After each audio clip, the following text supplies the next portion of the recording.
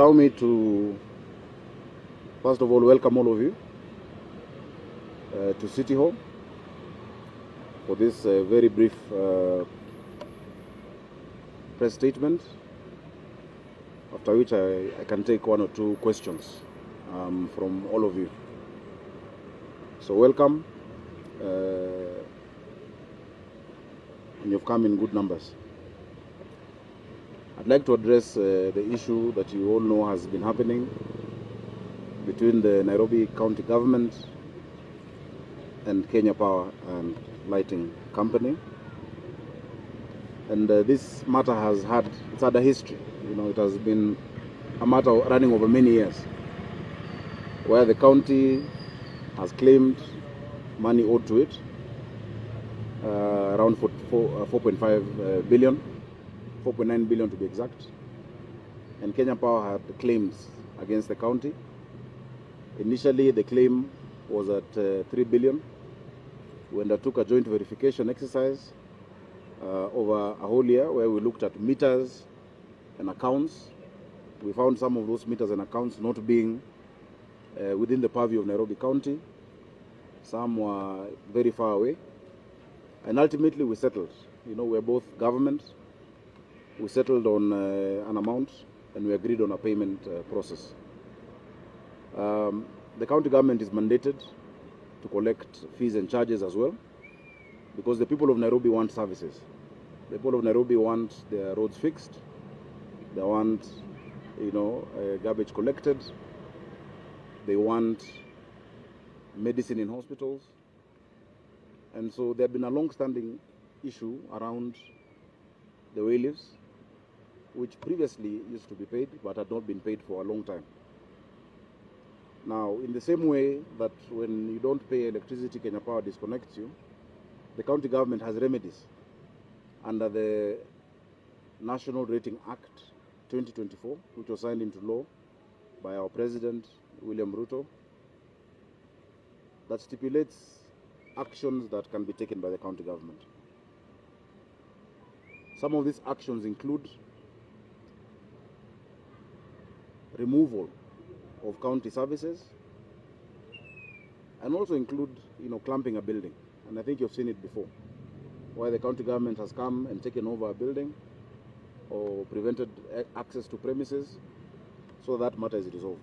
However, I'm happy that today we've had a meeting, a fruitful meeting, with the leadership of the Ministry of Energy, led by Cabinet Secretary Opiyo Wandayi. We had the head of public service, we had Kenya Power Limited, and we had our officers and teams. And we agreed on a number of issues, and a joint statement is going to be issued. The joint statement will clarify the issues that we've agreed upon.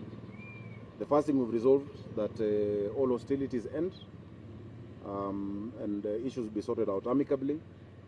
We have now given instructions to restore water supply to their premises, and to remove the trucks that had been blocking access. It was, of course, unfortunate that one of the trucks tipped garbage. That was not the intention, and that is why in less than 30 minutes, all that garbage was collected. That is not how Nairobi County operates, and our own action will be dealt with internally. Further to that, we agreed that those commercial disputes, us saying you owe us this, them saying you owe us this, are going to be resolved between myself and the Cabinet Secretary for Energy and Petroleum, Opiyo Wandayi. And if need be, the Intergovernmental Technical Relations Committee will also come, to resolve that. We also agreed, because the law is clear on development control. All development control within a county is under the purview of the county government. Whether it is power lines, whether it is electricity transmission, that is under PLUPA, Physical Land Use Planning Act 2019, as well as its schedules. In specific, the third schedule, And so the issue of way leaves will be discussed. That one we shall agree together. Already, the summit, which is chaired by His Excellency the President and attended by all governors in the country, agreed that all government institutions must adhere to development control regulations. And now I'm very happy with many of them, especially Kenya, where before doing a road or before doing any development, they seek approval and concurrence with the county government. We have seen a proliferation of lines and fiber and cutting down of trees to create space for that activity which is commercial. But we've resolved it amicably. So I think further to that, because we've resolved all those issues, and really, really, no one wishes for such a situation. We had meetings as recently as December and agreed this is how we'll be solving our issues. But when you just disconnect us at will, then we're also entitled to enforce. But an eye for an eye, we will lose our sight, and that is not the country that we want. But I'd also like to take this opportunity as a notice, because we're doing a lot of work in this city. We're building stadia, we're building schools, ECDs, we're building hospitals, we're feeding children, we're sorting out, you've seen the cleanup work that is happening. Everybody must pay their fair share of what is required in this county. And so this notice is to now, beyond that issue, to all ratepayers in Nairobi. The deadline for payment of rates is March of 2025. You can get your bills on www.nairobiservices.go.ke or dial *647#. I think it's good to remind all of us of our responsibility. The National Rating Act 2024 provides in section 19(2) that where a person who has been properly served with a demand notice defaults in paying rates or those charges from the county government may, one, levy a penalty at the prevailing central bank rate, deny certain county services, institute a suit against the defaulter, create a charge against the rateable property by notifying the registrar in charge of land, or apply any methods to recover rates as specified under this act or any other method as authorized by law. You can also appoint a receiver on the rateable property to recover rent from tenants. We've seen it before, some buildings here, I think very close to us, where the county for a while was able to recover the rents directly. Attachment of debts or auction of property, and usually that is the last resort. So that is our statement. Tumesema ya kwamba uhasama wote uishe, tumekaa chini, tumesikizana, tumekubaliana, na ilikuwa jambo ambalo hata ilikunipendeza mambo ya kumwaga takataka. Hiyo malori yalikuwa yazibe tu vile sheria inakubali. Na ndio maana kwa muda mchache sana waliweza kukokota hiyo taka. Lakini leo baada ya mkutano tumeondoa hata hizo magari, zimeondolewa, kumefunguliwa, maji inarudishwa, pamoja na huduma zote ambazo county inazingatia, kwa sababu tumekubaliana ni njia gani hizo deni ambazo tunawadai zitalipwa. Zile zetu tulikuwa tushakubaliana njia ya kuwalipa polepole, kwa sababu deni za zamani sana, lakini lazima ulipe kidogo ile ya zamani na pia ya sasa, ili yote iwe sambamba. Na sote tuko na jukumu la kuheshimiana, tuko na jukumu la kuangaliana wote kama mandugu. Si sote ni serikali. Mambo kama haya kweli haifai kufikia wananchi, na kwa hiyo tunasikitika, lakini hapo ndio tumefika na tunatumai tuendelea vizuri pamoja. So asanteni sana, thank you very much. I shall take 2 questions. And from a gentleman. Kulikuwa na mashabiki. Any questions?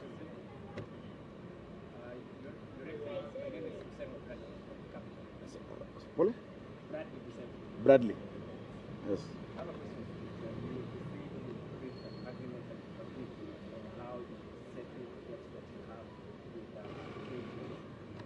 Both ways. Would you mind if you give us maybe insights of the agreement that you had following?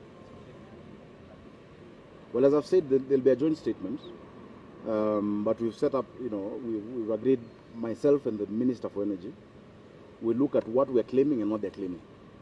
Of course, what they are claiming, we had already agreed on, procedural payments. Last Friday we did 100 million, we had done 30 before. And so every month we agreed we do 60 of the debt and 40. And remember, it's a long-standing debt from the days of the city council, But the first thing was for them to recognize their debt, which they have said that session between myself and the minister should be able to unlock. Because ordinarily you will say, I am asking them for 4.9 billion. They're asking me for 1.5. Siwakate tu, alafu wanipatie change, But it doesn't work that way, unfortunately, in government. Courts are the last resort. What happened is the last resort, and it's truly regrettable. But it is, it can't unhappen, and we're here now. And so, and we're happy, that the head of public service has emphatically said that all ministries, because there are many with bills, there are many who don't pay for their rates, there are many who may not have been paying, different things. Everyone should take responsibility for what they owe the country. Hawa wananchi wanahitaji huduma. Wakiona shimo kwa barabara wanasema ni Sakajia, lakini watu hawalipi. Unajua si lazima ilipo. Unasema nitoe dimple kwa barabara, lakini siwezi ziba na big G, nahitaji lami na nahitaji kuilipia na kununua. And so that is why I've spoken about the enforcement. And this year we're going to be very firm on enforcement of rates. Some people have been waiting not to pay, waiting for a waiver. There is no waiver this year. There is no waiver. There is no waiver. The deadline is March. We're going to do enforcement. And we're going to follow the provisions of the law. There was a second one, maybe the lady? Ramogi.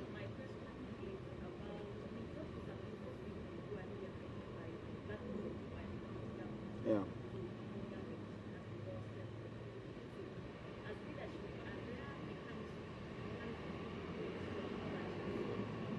Yeah. Yeah.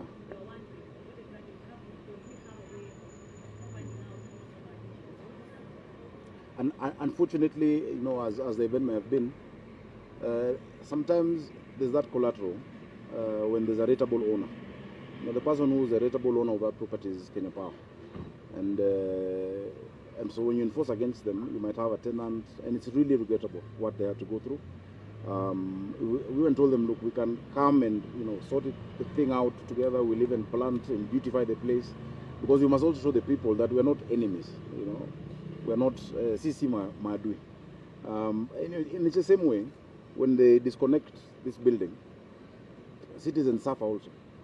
And you can't access services, you can't take a lift up, and so there's also damage to the people who are here. We have tenants, we have banks that are tenants at Annex, and so government should not deal in that way.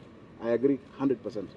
That is not how we should be dealing, and moving forward, we shall both endeavor to exhaust all those avenues. As I've said, we've had several meetings, including one just in December. Asanteni sana. Mungu awabariki. Mwisho kabisa. Yes, Willie. Yeah.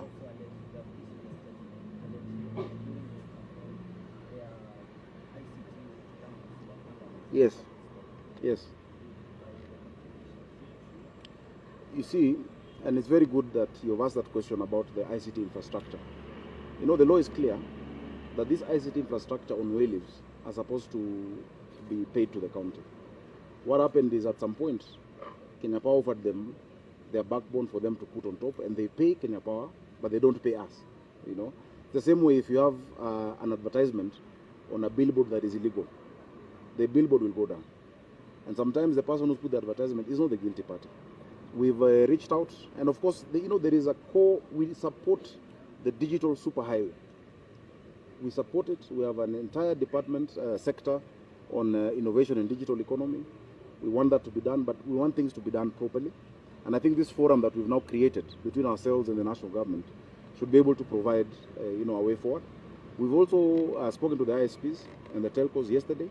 We're going to be meeting them to also tell them how they can be further compliant, because they want to just provide a service.